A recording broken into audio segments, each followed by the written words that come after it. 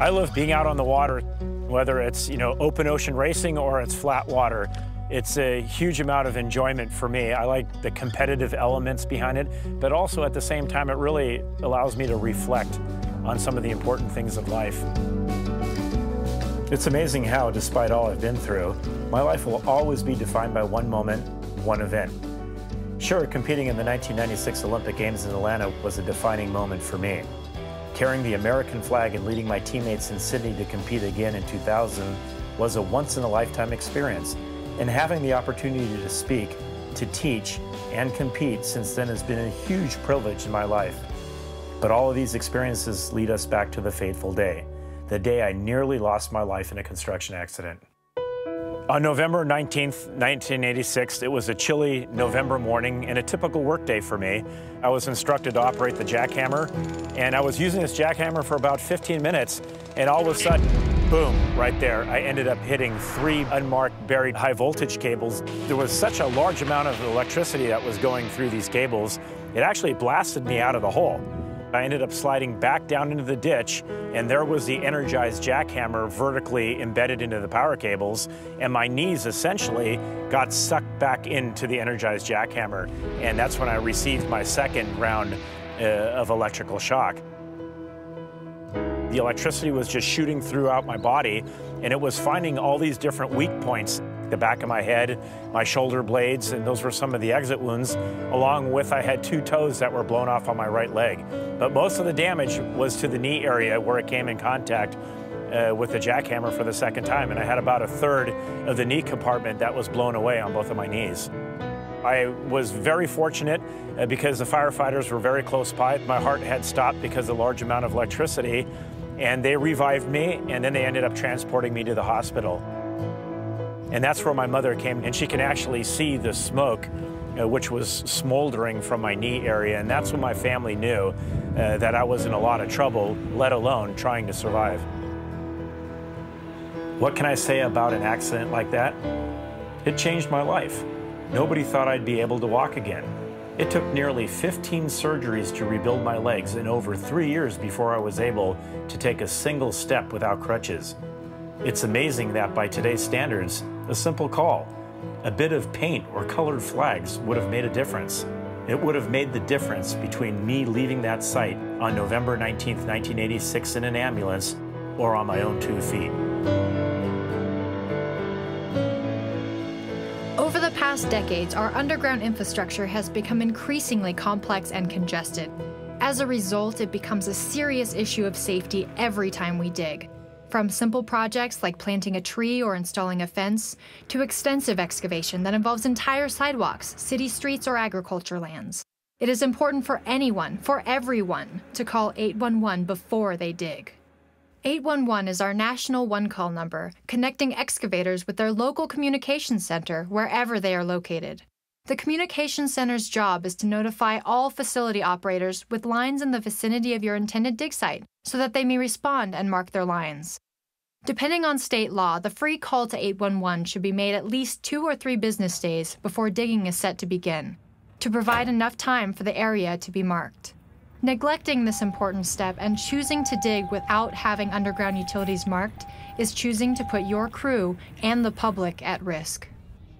How are you doing this afternoon? Good. About yourself? Yeah, thanks for coming out. So, what are we looking at here? Looks like we have a lot of high-tech and low-tech equipment here to be able to mark some of these lines. Absolutely. We use paint and flags to mark where the lines are at. We use this utility locator to help us identify where the line's at under the ground. So when somebody calls 811, who calls you to come out to mark? Well, when you call 811, the facility owner gets notified of where you're digging, and they call us and tell us to go out and mark. So these flags actually carry a lot of authority and a lot of power. They essentially mark where the underground lines are, and they can ultimately save lives. Definitely, definitely. Anyone planning to dig must wait the required amount of time to allow all underground utilities to be marked. If markings are disturbed, vandalized, or otherwise worn away in the time between marking and the completion of your project, the Communications Center should again be notified so that your site may be remarked accurately. There are many opportunities during an excavation where safety precautions can and should be taken, because most accidents can be avoided. As a first responder, our primary consideration is always scene safety, and because we want to make sure that we are protecting the victim, and we also want to make sure that we're protecting the public. We can't stress enough the importance of dialing 811 before digging. It's the law. Every excavator has the ability to lead by example, to practice safe digging habits, and remain dedicated to the goal of 0 accidents on your dig site. Hi, Cliff. Hi, Megan. How you doing? I'm good. Looks like you've got a project here. Yeah, we do. So what does an excavator need to know in the event that they do damage to a utility? First thing you need to think is communication, and should it be a gas line, your first step needs to be to dial 911. And after the authorities have secured the scene, call 811. And for other non-emergency damages, even little things like scrapes and dents and scratches can cause big issues down the road, so always call 811 and the facility owner. So what is the best tip for an excavator if they're going to go ahead and excavate on a site? Keep in mind those fundamental steps. Call 811 before you dig. Give that locate technician the time to come out and mark underground lines. Then respect the flags and the marks on the ground. And when you do need to dig, if you need to come close to where those marks are within the tolerance zone, don't use mechanized equipment. Use hand tools. You've got to dig safely out there. Safety, that's the most important thing. And you know, it's not just the employee out on the job site, it's the loved ones at home. That's where it's affected mostly.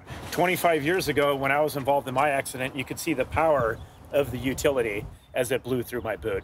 So important to be able to go to work and come home in the same condition. Couldn't agree more. Safety needs to be our top priority. A handful of simple steps can help make your excavation site accident-free, protecting the public and your excavation crew from injuries and worse. Calling 811 or submitting an online locate request through your communication center's website is the first step. Waiting to have your site located and making sure the marks are intact and accurate before you dig comes next. And finally, digging carefully with respect for the marks and the underground utilities is critical. It doesn't matter what equipment you are digging with, be it a backhoe, horizontal directional drill, jackhammer, or even simply a hand shovel. Care must be taken, especially within the tolerance zone, because accidents can happen to anyone. We're never prepared for a traumatic experience. And I learned that, you know what? I can only be the best person that I can be, so I'm gonna have to put 100% energy into my rehab process. So each and every step was very difficult, but I had to learn and I had to believe.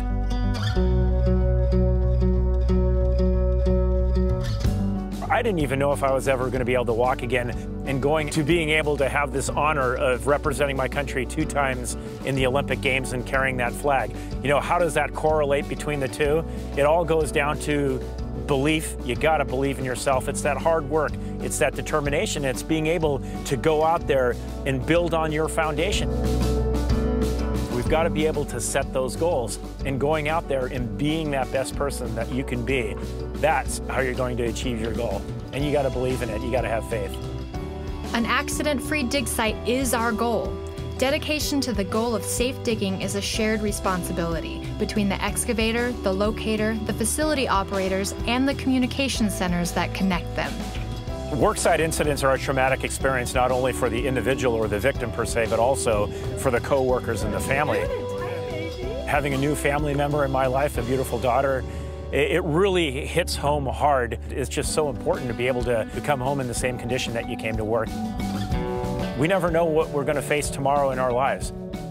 Perfect practice makes perfect. It applies like that in sport. You always have to go out there and work on your fundamentals. The same applies when you're out on the work site. Practicing safety, you have to do that every day.